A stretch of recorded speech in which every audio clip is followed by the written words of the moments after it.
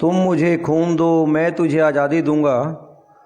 नेताजी के इस नारे के साथ ही हजारों नौजवान अंग्रेजी सेना को छोड़कर आज़ाद हिंद फौज में शामिल हुए, जिन्होंने देश के लिए अपना सर्वस्व न्यौछावर कर दिया। नेताजी की एक आवाज़ के ऊपर ये नवयुवक अपनी जान की बाजी लगाने को तैयार हो गए। इनमें से एक थे गांव बेंसी, तहसील महम, जिला रोहतक से रूलिया राम वाल्मीकि, जिन्हें गांव में खड़क सिंह के नाम से जाना जाता था। गांव बेंसी से अब्दुल रजाक, आजम अली, यासीन सूबेदार भी आज़ाद हिंद फौज में रहे। सभी को जय हिंद, जय भारत। सभी को मेरा नमस्कार। मैं दलजीत कुमार, सहायक प्रोफेसर इतिहास, राजकीय महाविद्यालय इसराना। मेरा गांव जो है बेंसी है। आज हम पहुंचे हैं महान स्वतंत्रता सेनानी स्वर्गीय ये महान हस्ती श्री रूलिया राम जी। ये वाल्मीकि जाति से संबंध रखते थे। आज़ाद हिंद फौज में इन्होंने भर्ती होकर देश की सेवा की। इनका जन्म 8 दिसंबर 1921 ईस्वी को हुआ। दूसरे विश्व युद्ध के दौरान 8 दिसंबर 1941 ईस्वी को ये सेना में भर्ती हुए और इन्होंने 10 मई 1946 ईस्वी तक विश्व के अनेक भागों में लड़ाइयाँ लड़ी। जब नेताजी सुभाष चंद्र बोस के वक्तव्य से प्रभावित होकर, उनके भाषणों से प्रभावित होकर इनमें जज्बा जागृत हुआ देशभक्ति का, और ये महान स्वतंत्रता सेनानी भारत की आज़ादी के लिए अंग्रेजी सरकार के खिलाफ लड़ी। मेरे साथ हैं इनके श्री रूलिया राम जी के पौत्र यानी पोता बीरू महेंद्र पंच, गांव बेंसी। तो मैं उससे पहले जो है आपको ये उनका रिकॉर्ड है। 15 अगस्त 1972 ईस्वी में इस पर अंकित है तिथि, और श्रीमती इंदिरा गांधी का नाम भी अंकित है, के द्वारा इन्हें ताम्रपत्र देकर जो है सम्मानित किया गया।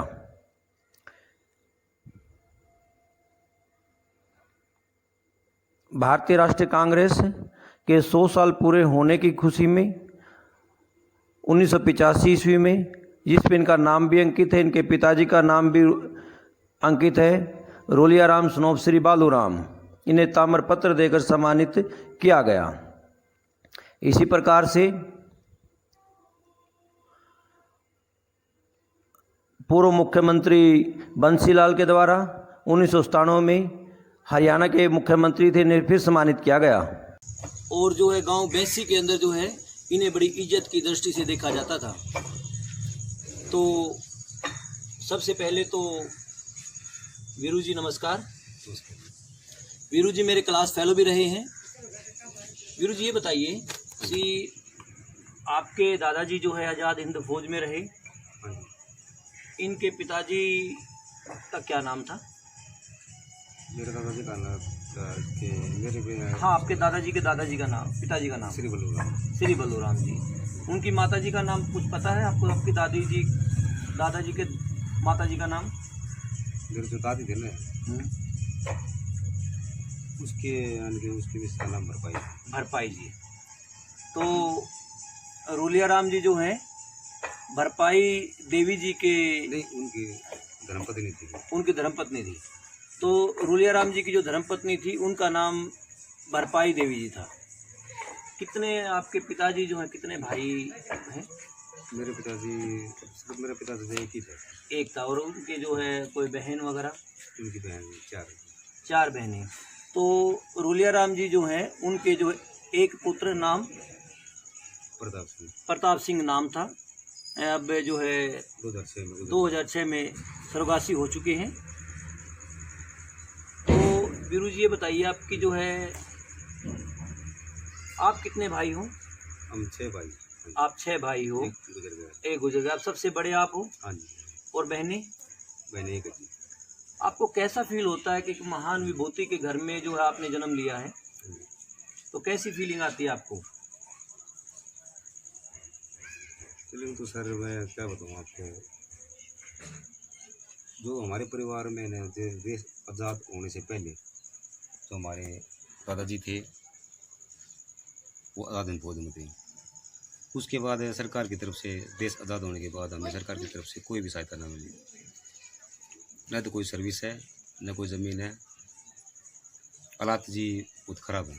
अच्छा, तो आप मेरे को ये बताइए, जिस समय आपके दादाजी देश सेवा के लिए भर्ती हुए थे, हाँ जी। आपके परिवार की कंडीशन कैसी थी, आर्थिक स्थिति कैसी थी उस समय? कुछ बात हुई होगी दादाजी से? कब एक्सपायर हुए हैं? उस समय आपके दादाजी एक्सपायर कब हुए? 2001 में हुई। 2001 में एक्सपायर हुए हैं। तो आपकी उम्र कितनी हो गई अब? मेरी उम्र 40 के आसपास। 40 के। तो 21 साल की लगभग आपकी उम्र रही होगी। हाँ जी। तो दादाजी से बातें होती होंगी? हाँ जी होती। आज़ादी के बारे में जो उन्होंने संघर्ष किया उसके बारे में बातें हुई होंगी कुछ? हाँ जी, हाँ जी होती। कहाँ कहाँ संघर्ष किया, कैसी स्थिति रही थी परिवार की, बताते होंगे? पहले तो उससे ये बता रहे थे कि हालात बिल्कुल ख़राब थे। बिल्कुल ख़राब हालात थे। जब सेना में भर्ती हुए, हाँ जी। सेना में भर्ती होने के बाद जहाँ गए तो कहाँ कहाँ लड़ाई लड़ी, ऐसा कुछ उनके द्वारा बताया गया? हाँ जी बताता जी। कहाँ कहाँ लड़ाई लड़ी? सबसे पहले फर्स्ट में जापान, सिंगापुर, मांडला, चिटगांव, मांडला, चिटगांव, ब्रिटेन, जर्मनी। और जी इसमें तो जर्मनी में 9 महीने की जेल काटी। जर्मनी के अंदर 9 महीने की जेल? जर्मनी के अंदर 9 महीने की जेल काटी और रंगून बर्मा में 6 महीने की जेल काटी। अच्छा, यानी हम ये कहें कि 2 जगह जेल काटी। और जो है हाँ जी। जर्मनी के अंदर भी जेल में रहे जब ये हाँ जी। हिटलर के द्वारा, हिटलर की सेना के द्वारा हाँ जी सर। इनको जब पकड़ लिया गया था तो उनको जेल में डाल दिया जाता था। जेल में डाल दिया। उसके बाद जो है सुभाष चंद्र बोस के नेतृत्व में जो है ये आज़ाद हिंद फौज में भर्ती हुई। उस दौरान खाने पीने का कुछ बताते होंगे कि जो है जापानी सेना इनको क्या देती थी? खाने पीने का सर बताते थे कि हमको खाने के काम बहुत लेते थे हमारे से। अच्छा। बहुत यात्राएं सहन करनी पड़ती थी। और दिन में सिर्फ एक ही बार चाय देते थे। चाय के साथ 2 गुड़ के बिस्कुट देते थे। इस तरह गुड़ के बिस्कुट, गुड़ के, जिस तरह हम आटे का गुड़ होता है, आटे से निकालते हैं ना, हाँ हाँ, उसका बिस्कुट बना के देते थे। अच्छा, ये हमें दादाजी बताते थे। और कभी कभी 2 दिन में एक ही बार देते थे और काम हमसे ज़्यादा लेते थे। काम क्या करवाते थे वैसे वहाँ टाइम? काम जो उनके बच्चे कुछ भी करवा लेते थे। घास छोड़ना है या मान लो कोई ज़मीन की खुदाई करनी है या जो और भी, बस खास कर तो उन्हें मेहनत का काम ज़्यादा ही करवाते थे। जो हार्ड वर्क है ना वो करवाते थे। मेहनत का काम ज़्यादा करवाते थे। हाँ जी। आप ये बताइए, हाँ जी। दादाजी से कभी जो बात हुई होगी कि जो है एक नवयुवक, आप जो है पढ़े लिखे हो, हाँ जी। और नवयुवक एक होता है जो देश का जज्बा जो होता है, देशभक्ति का जज्बा होता है, और आपके दादाजी तो जो है आप एक जो फ्रीडम फाइटर परिवार से रहे हो, तो वहाँ जब जेल में थे कोई ऐसी घटना, कोई विशेष हो कि नेताजी सुभाष चंद्र बोस से मिलने का मौका मिला, ऐसा कुछ बताया हो कुछ? और जी कई बार वो बताते थे हमारे से जेल में सुभाष चंद्र बोस से कुछ जैसे जर्मनी में गए थे, जब हिटलर की कैद में थे तो सुभाष जी गए थे वहाँ पर मिलने के लिए उनको। तो वो कहते थे कि हमारे साथ में रहे, हमारे जेल में हमारे साथ एक साथ बैठ के हमने चाय पी है, यानी गुड़ के बिस्कुट खाए हैं। जर्मनी का जो घटना है उसके बारे में कहा गया कि सुभाष चंद्र बोस के द्वारा वहाँ 3000 सिपाहियों की एक लीग बनाई गई थी। ऐसा ऐतिहासिक तथ्य इस बात को सिद्ध करते हैं। उसके बाद जो है रास बिहारी बोस, जो जापान के अंदर कैप्टन मोहन सिंह, इनके नेतृत्व में आज़ाद हिंद फौज का गठन किया गया था। तो जर्मनी से नेताजी सुभाष चंद्र बोस को यहाँ आमंत्रित किया गया था और आके जो है आज़ाद हिंद फौज का सर्वोच्च अधिकारी नियुक्त किया गया था। वहाँ आपके दादाजी बताते होंगे लड़ाइयाँ कैसी होती थी? आमने सामने की लड़ाई थी क्या? किस मोर्चेबंदी किस प्रकार की थी? कुछ जिक्र हुआ कभी?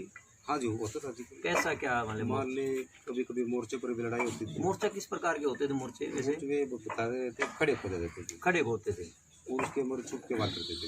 अच्छा, वहाँ चुप चुप के जो खड़े थे, हाँ जी। खड़े हम्म, मोर्चे बोलते थे जिनको, हाँ जी। उनको कोई लंबाई चौड़ाई कुछ बताई थोड़ी बहुत, क्या क्या कितनी क्या होती थी? चौड़ाई वो इतनी होती थी जिस तरह मान लिया आदमी अंदर अंदर घुस जाएगा, छुप जाएगा। अंदर घुस जाए और उसके जो है वहाँ से लड़ाइयाँ लड़ी जाती थी। हाँ जी, वो चोरी से वार कर सकते कोई हथियार भी कोई बताया होगा, कौन सी बंदूकें होती थी उस टाइम वहाँ?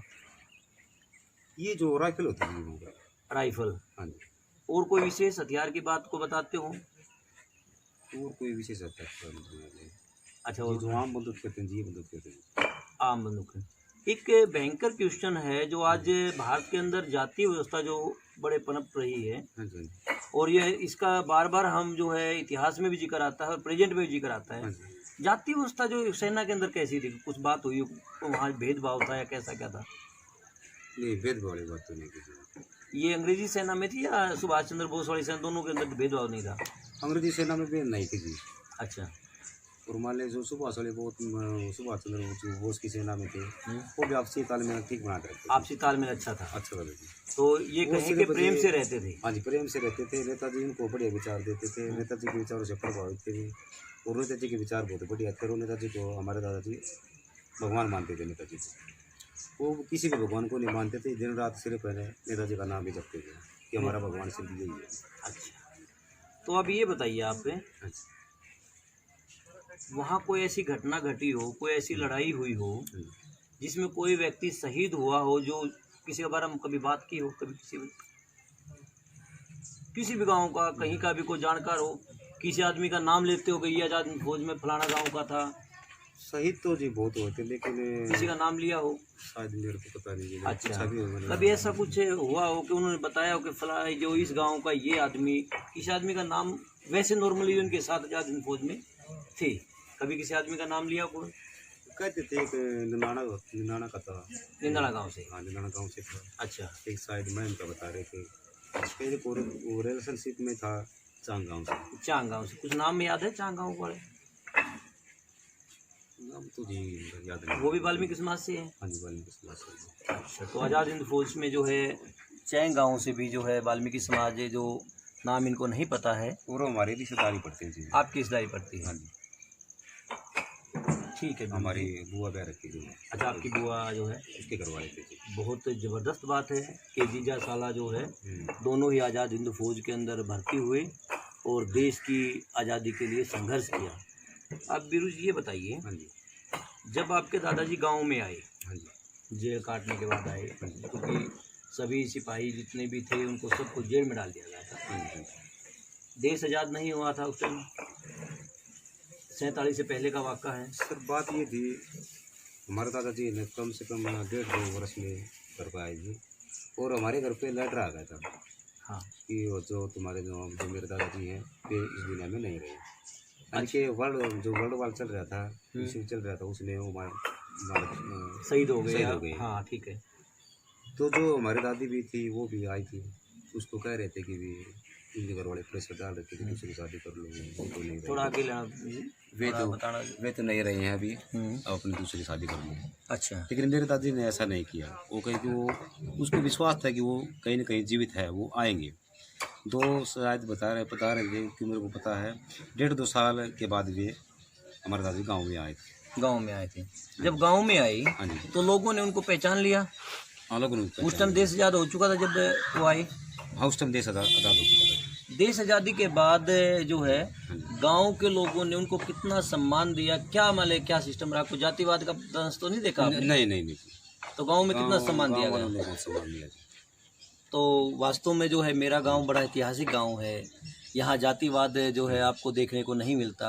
यहाँ शिक्षा का प्रचार प्रसार है। पहले ये गांव जो है मुस्लिम बहुल गांव हुआ करता था।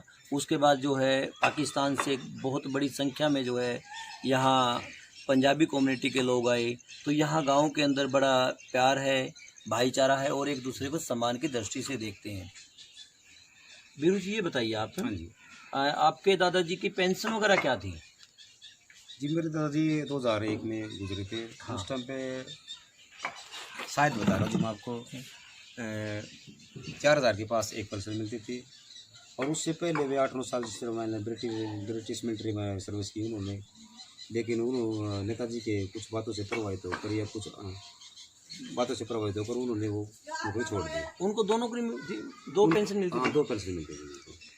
ऐसा तो नहीं है जी। कि आपके दादाजी एक बार पहले सेकेंड वर्ल्ड वार के से पहले भी उसको पेंशन वहाँ से पहले अलग से मिलती हो, या बाद में क्या है ये? नहीं, बाद में मिली थी। ये बाद में मिली है। मेरे को तो सुना जी, दादाजी बता रहे थे कि एक पेंशन मेरे को इंग्लैंड की तरफ से मिलती है, वहाँ मैंने नौकरी की थी कई साल। तथ्य तो बाकी यही मैंने बताते छोड़ हैं, दिया। क्योंकि इनका जो रिकॉर्ड है कि अगर हम दो पेंशनों की बात करें तो एक के अनुसार मुझे ऐसा प्रतीत होता है कि जो है सेकेंड वर्ल्ड वार से पहले जो है श्री रूलियाराम जी ब्रिटिश फौज में रहे होंगे और वहाँ उन्होंने नौकरी की होगी और उसकी पेंशन भी शायद उनको मिलती होगी, और इसीलिए जो आज़ाद हिंद फौज जब में भर्ती हुए बाद में दोबारा, और इसीलिए उनको 2 पेंशन मिल रही थी। आप अब ये बताइए, हाँ जी, आपके परिवार में हाँ जी, आपके दादाजी के बाद हाँ जी, कोई व्यक्ति हाँ जी। फौज में भर्ती हुआ है? नहीं सर, क्या कारण रहा कि आप लोग जाना नहीं चाहते, या क्या हमारे जो है? जाना तो चाहते हैं जी हम। हमारी तो इच्छा कि हमारे दादाजी ने देश की सेवा की, तो हम भी चाहते कि हम भी देश की सेवा करें। शायद मान लिया हम 6 भाई थे, मैंने भी खूब ट्राई मारी है भर्तियों में, लेकिन जी कोई सर्विस नहीं मिली जी। अच्छा, दूसरी भर्तियों में ट्राई मारी है, और वैसे तो गवर्नमेंट कह रही है कि हमारा 2% कोटा है सर्विस में। अच्छा। आज़ादी ऐसे देखो, पोता पोती 2% का, उसकी भी हमें सुविधा नहीं मिल रही है। हमें तो देश के आज़ाद होने के बाद ना तो कोई घर में सर्विस है, किसी प्रकार की गवर्नमेंट की तरफ से हमें कोई सहायता नहीं मिली। तो आप ये बताइए मेरे को, हाँ जी, अगर कल को आपका बेटा जो है +2 कर चुका है, अच्छी हाइट है, वो जो सामने खड़ा है, क्या नाम बेटा आपका? वीरेंद्र कुमार जो इनका नाम है। हाँ जी सर जी। अगर ये कल को सेना में भर्ती होता है, जो आज आतंकवादी घटनाएं घट रही हैं, हमारे जो बॉर्डर पे जो जवान शहीद होते हैं, आपको ऐसा डर तो नहीं लगता कि जो है? नहीं सर जी, मैं तो चाहता हूँ देख मेरा जो बुजुर्ग मेरा दादा था, देश की सेवा की उसने, मैं चाहता हूँ कि मेरा लड़का भी मिलिट्री में भर्ती हो। अगर कोई दूसरी सर्विस मिलती तो मैं उसको नहीं लगने दूंगा। मैं चाहता हूँ कि मेरा लड़का भी सेना में भर्ती हो। मेरे 2 लड़के हैं, मैं चाहता हूँ मेरे 2 लड़कों सेना में भर्ती हो, और दूसरे भाई के लड़के हैं वो भी चाहता हूँ मैं उनके लड़के सेना में भर्ती हो, देश की सेवा करे, देश के ऊपर शहीद हो। तो ये सोच है। बहुत अच्छी बात है। तो बीरू जी अब ये बताइए, कोई गांव में गौरव पट है अपने गांव में, यहाँ इसी गांव में, हाँ जी, उस पे दादाजी का नाम अंकित है? हाँ अंकित है सर। अंकित है। जी। कैसी अनुभूति होती है आपको? तो मुझे अब एक गर्व महसूस होता जी कि हमारे जो बुजुर्ग थे हमारे गांव में, उसका नाम माने कि गांव में, आसपास के गांव में, जब हम कहते कि हम बोलते कि हम कहीं जाते हैं तो पूछते हमसे कि किसका लड़का है। मैं अपने मेरे बाप को तो नहीं जानता कोई भी, लेकिन मैं कहता कि मैं खड़क सिंह यानी कि श्री रूलियाराम का पोता हूँ। तो मैं गर्व से हमको भी मान सम्मान देते हैं कि भी ये आज़ाद हिंद फौज में रहता था, इसका हमको भी मान सम्मान मिलता है। हमें गर्व है कि हमारे दादाजी इतनी यानी कि जो स्वतंत्रता सेनानी थे, इस बात का हमें गर्व है जी।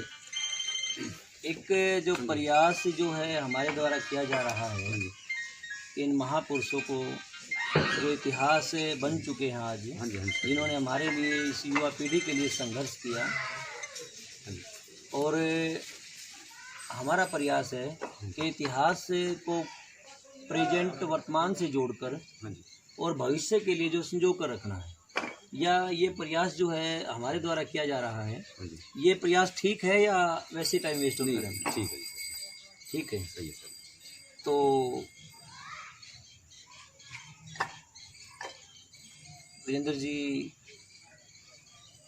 आप भूगोल विषय के प्राध्यापक हैं, प्रोफेसर हैं। आप कोई ऐसा क्वेश्चन जो एक शोधार्थी के हिसाब से, क्योंकि आप रिसर्च स्कॉलर हैं, कोई ऐसा क्वेश्चन जो पर्सन जो रह गया हो, जो ऐसी बातें, ताकि जो है आने वाले टाइम पे जो है हर प्रकार की जो बातें जो हैं उनसे इतिहास के विद्यार्थी सीख ले सकें, एक रिसर्च के मेथड के हिसाब से कोई अगर टॉपिक है तो आप बेटा एक बार पकड़ना, उंगली हटाओ आप। मेरे साथ हैं वीरेंद्र चाचा जी, यहीं बैठ जाओ बेटा, आप अभी यहाँ बैठ जाओ आराम से। मेरे साथ है वीरेंद्र चाचा जी, ज्योग्राफी डिपार्टमेंट, राजकीय महाविद्यालय गोहाना।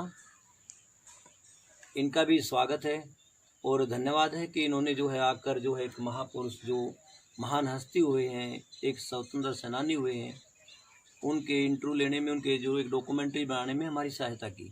तो कोई वीरेंद्र जी आपको क्वेश्चन ऐसा कुछ हो जो हमारे साथ रह गया हो, जिससे हमें बेनिफिट हो सके? वीरू जी, मैं आपसे एक बात पूछना चाहूँगा कि हमारे दादाजी वीर आज़ाद हिंद फौज के स्वतंत्रता सेनानी रुलिया सिंह जी जब आपसे बातचीत करते थे तो बताते थे कि कौन कौन से वो देश थे जिनके साथ ये इन्होंने लड़ाई लड़ी, कौन कौन सी वो जगह थी, कहाँ कहाँ की इन्होंने यात्राएं की, थोड़ा विस्तार से बताएं। हमारे दादाजी जिस टाइम में हमारे हल्के थे जी, कम उम्र कम नहीं थी, लेकिन हमको सब याद है जी। हमारे दादाजी कहते थे कि वो जर्मनी गए थे, Germany, Japan, Italy, Burma, Rangoon, मांडला, चिटगांव, तो शायद एक दो और होगा जी, मुझे याद नहीं है, लेकिन इन देशों में गए थे। और सर एक और सवाल हाँ कि सर, जैसे जो पैटर्न या जो हाँ जी, सीरीज थी किस किस ईयर कहाँ कहाँ गई, उनका आपके बारे में विस्तार से अगर बता पाएँ, किस किस ईयर में कहाँ कहाँ गई, किस किस ये साल? शायद जो है मुझे कोई साल बताया हो जैसे? साल जो शायद वो सिंगापुर में जिन्होंने आज़ादी कुछ बनाया फर्स्ट में उन्होंने, जो नेताजी के साथ में लगे थे, शायद 1942 साल, 1941-42 के। एक और सवाल हाँ जी, हाँ जी, कि हमारे वीर स्वतंत्रता सेनानी दादाजी हाँ जी। रुलिया जी ने सबसे ज़्यादा वक्त किस देश में बिताया ज़्यादातर? सबसे ज़्यादा खासकर जो जर्मनी में था। जर्मनी में। हाँ जर्मनी में जो उनके साथ लोग थे हाँ जी, भारतीय, कितने तादाद में अरेस्ट कर रखे थे हिटलर की फौज में? 3-4 हज़ार। 3-4 हज़ार हिंदुस्तानी हाँ जी, सेनानी। हाँ जी। अब मैं इंट्रो की भागदौड़ प्रोफेसर दिलजीत जी को सौंप रहा हूँ। यही बैठे वगैरह जो विशेष धन्यवाद मेरे प्रिय मित्र, मेरे भाई वीर सिंह जी का, जिन्होंने जो है ये डॉक्यूमेंट्री बनाने में सहायता की। दादाजी के पूरे डॉक्यूमेंट जो दिखाए, महेंद्र पंच मेरे बड़े भाई का, मेरे छोटे भाई प्रोफेसर वीरेंद्र चाचा जी का, और दोबारा से जो है इन महान हस्ती को नमन करते हुए जो है जय हिंद, जय भारत।